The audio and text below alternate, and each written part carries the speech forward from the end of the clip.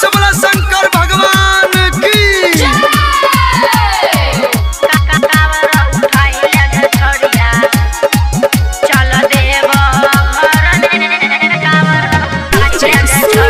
Recording by उजाला music Raghopur.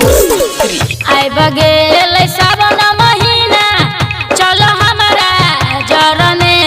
कावर उठाई लगे छोड़िया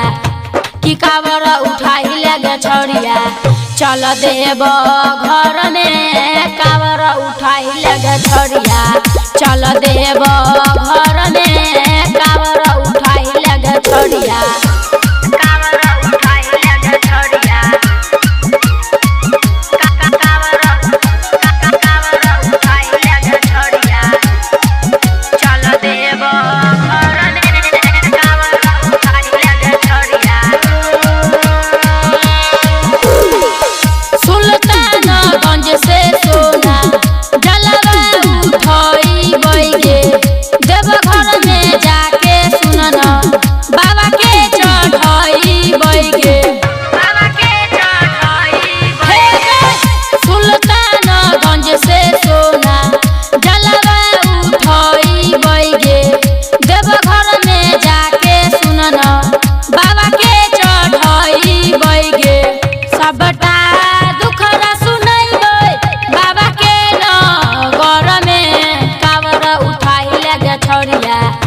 कि कावर उठाही लगे छोड़िया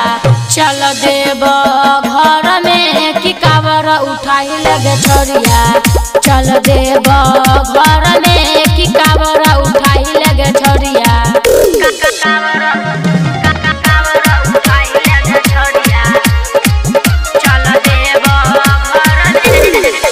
बाबा के महिमा है गई